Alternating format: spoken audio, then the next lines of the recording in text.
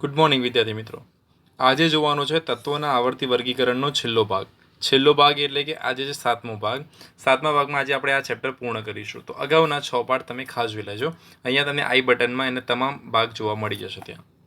Okay, હવે આજના ભાગ વિશે શું જોવાનું છે અને એને આપણે કઈ રીતે સમજવાના છે અને અગાઉ આપણે શું જોયું ત્યાં.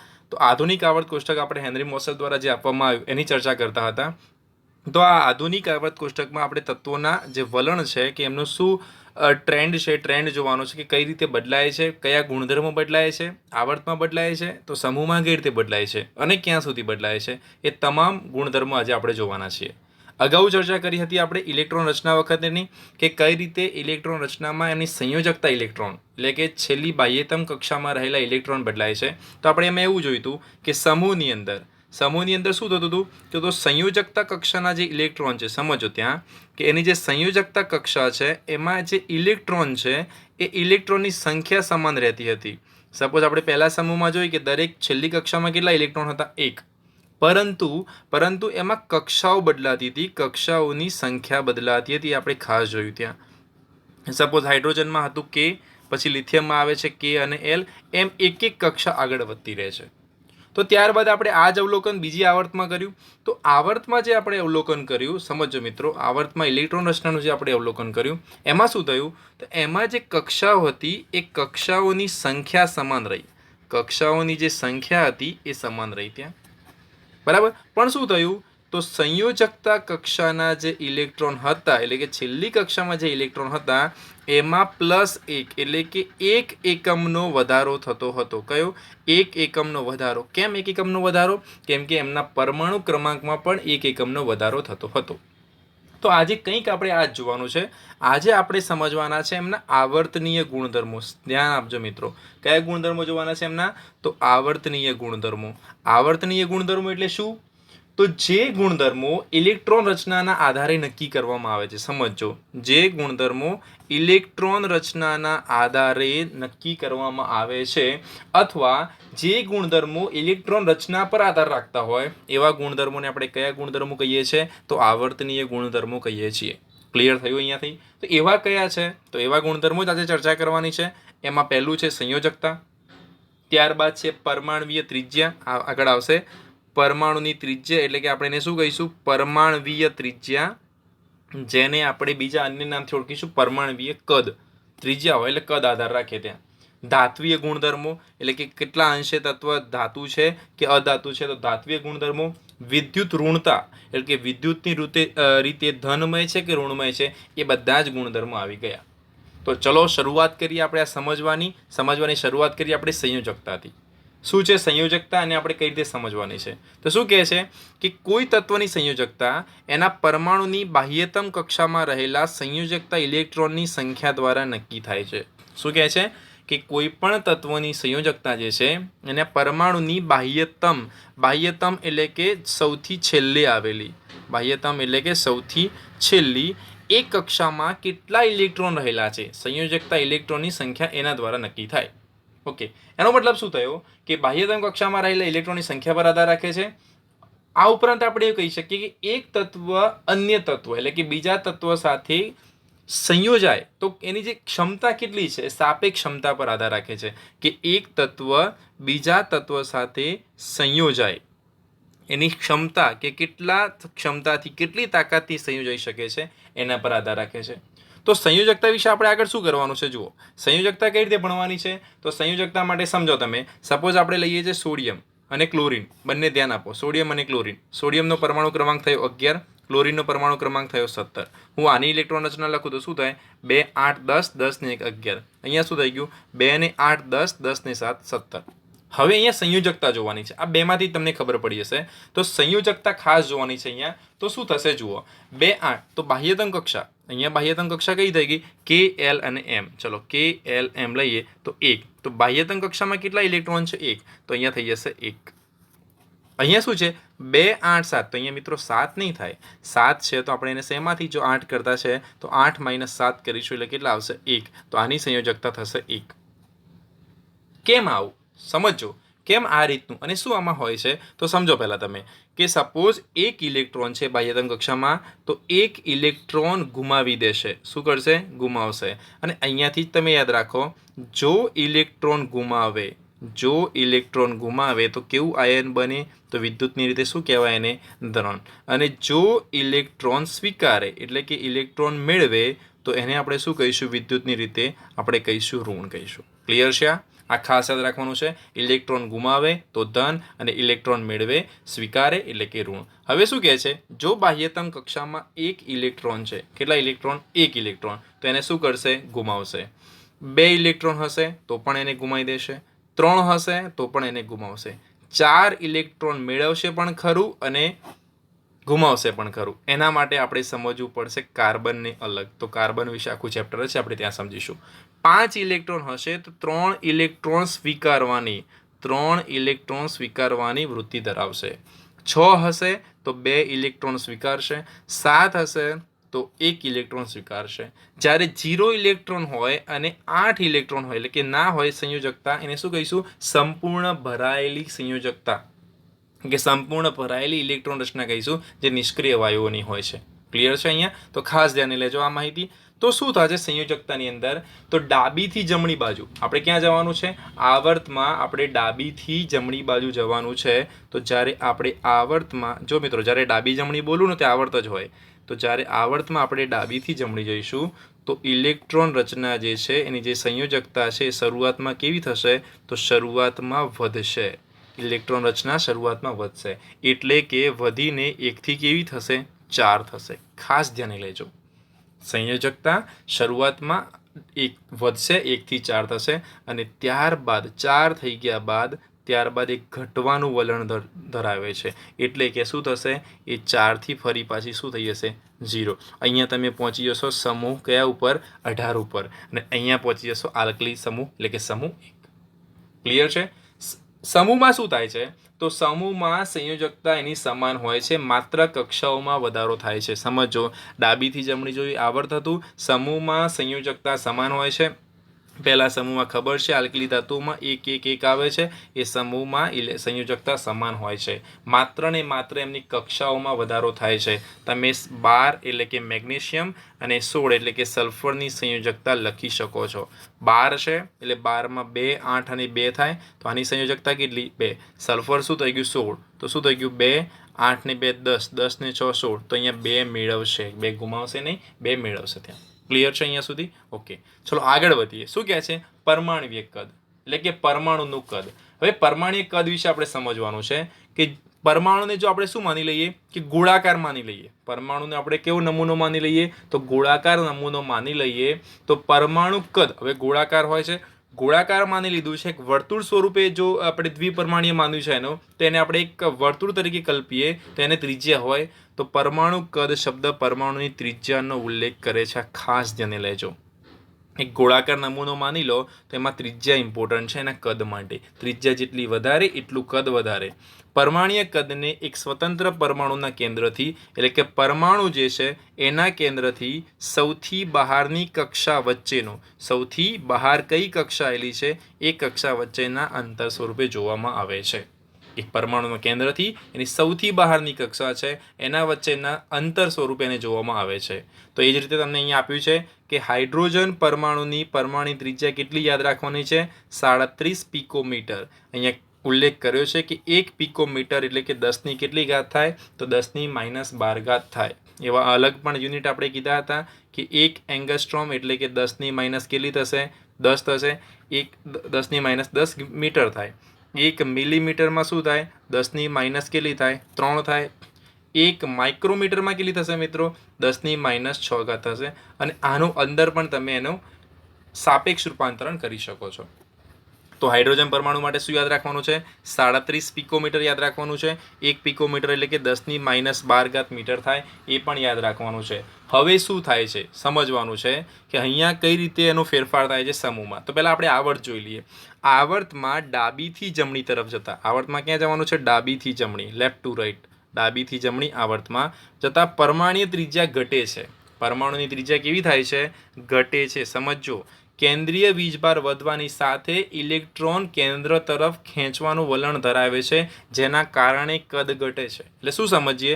સપોઝ આપણી પાસે છે લિથિયમથી તમે આગળ ગયા બોરોન તરફ. બસ આપણે વધારે નહીં, આ બે ઉદાહરણ સમજીએ. લિથિયમ પરમાણુ ક્રમાંક થઈ જાય 3 અને આ પરમાણુ ક્રમાંક થઈ જાય 5. સમજો તમે. આ હવે 3 છે, એમાં શું હોય?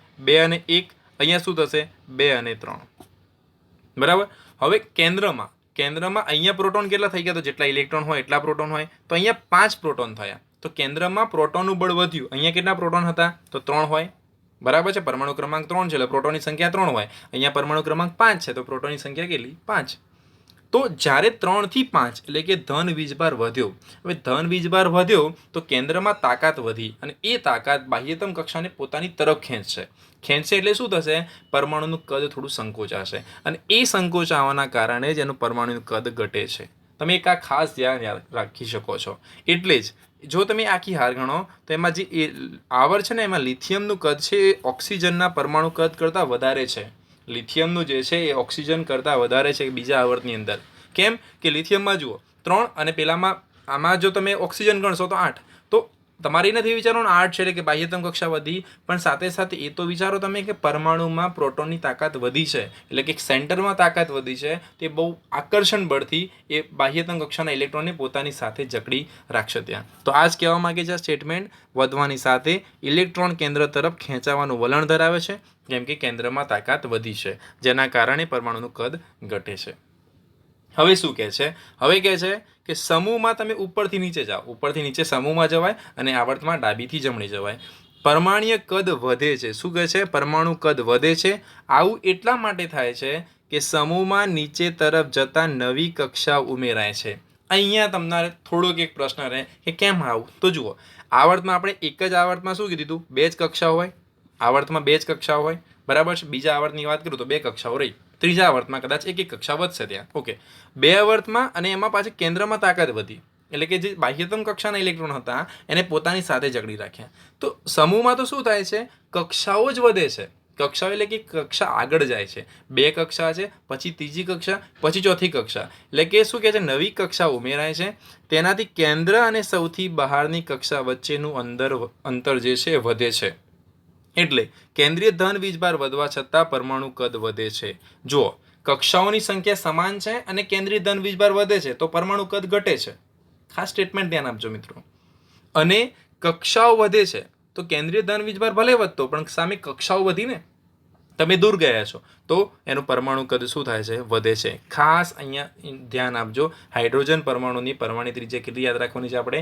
37, એટલે કે 37 પિકોમીટર યાદ રાખવાની છે. ક્લિયર છે? હવે આગળ વધવાનું છે ધાતુ અને અધાતુના ગુણધર્મો. શરૂઆતમાં જ આપણે ફર્સ્ટ લેક્ચરમાં જોયું હતું કે તત્વ અને આગળ એને કરવામાં આવે છે. ધાતુ અને અધાતુમાં એનું વર્ગીકરણ થાય છે.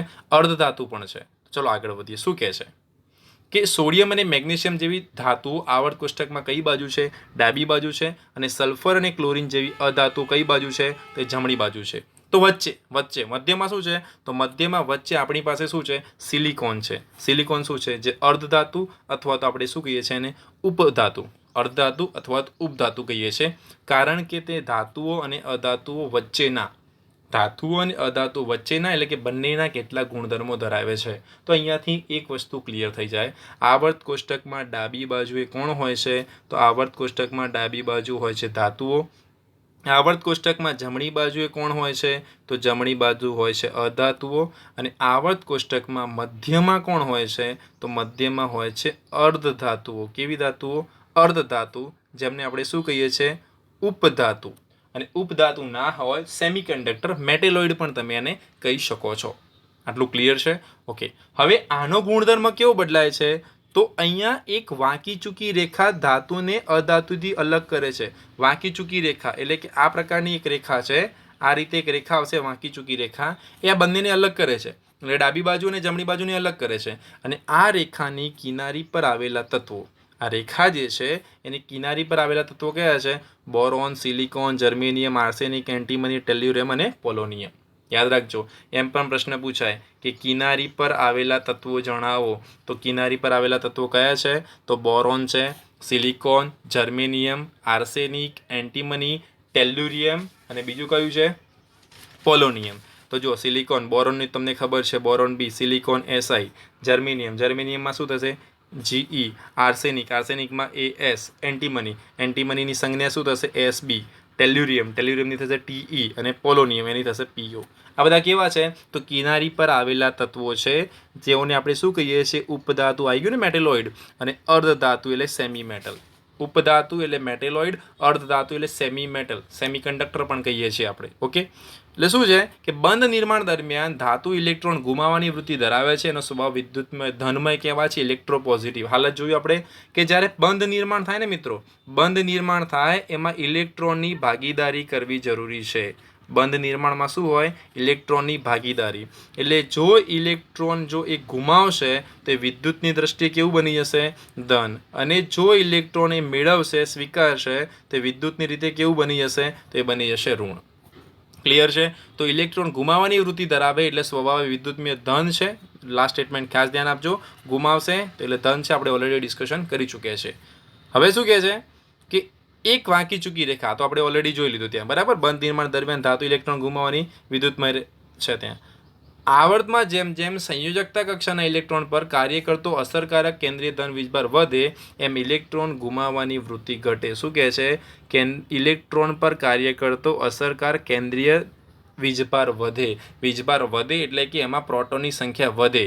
તો અહીંયા શું કહે છે કે સમૂહમાં ઉપરથી નીચે તરફ જતા, શું કહે છે સમૂહમાં ઉપરથી નીચે તરફ જતા સંયોજકતા ઇલેક્ટ્રોન દ્વારા અનુભવાતો અસરકારક કેન્દ્રીય વીજભાર ઘટે છે, કારણ કે સૌથી બહારના ઇલેક્ટ્રોન કેન્દ્રથી વધારે દૂર હોય છે. આનું આ સ્ટેટમેન્ટ તમને યાદ ના રહે તો તમારે સમૂહમાં ઉપરથી નીચે જતાં પરમાણુ ત્રિજ્યા કેવી થાય છે તો પરમાણુ ત્રિજ્યા વધે છે. એટલે જે પેલા ઇલેક્ટ્રોન છે એ કેન્દ્રથી કેવા જાય છે દૂર જાય છે, એટલે કે કેન્દ્રની અસર એમના પર ઓછી વર્તાશે.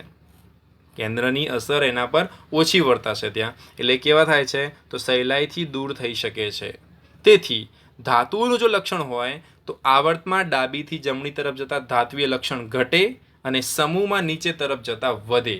એટલે તમારે શું વિચારવાનું છે, જો ઇલેક્ટ્રોન સહેલાઈથી ગુમાવશે તો ધન એટલે કે ધાતુ ગણાશે, મેળવશે તો એને ઋણ એટલે કે અધાતુ ગણાશે. તો આવર્તની અંદર આપણે શું વાત કરી સમજો, આવર્તમાં આપણે કયો ગુણધર્મ જોઈએ, ધાતુ માટે ગુણધર્મ જોઈએ તો ડાબીથી જમણી તરફ જતા શું થાય છે તો ઘટે છે.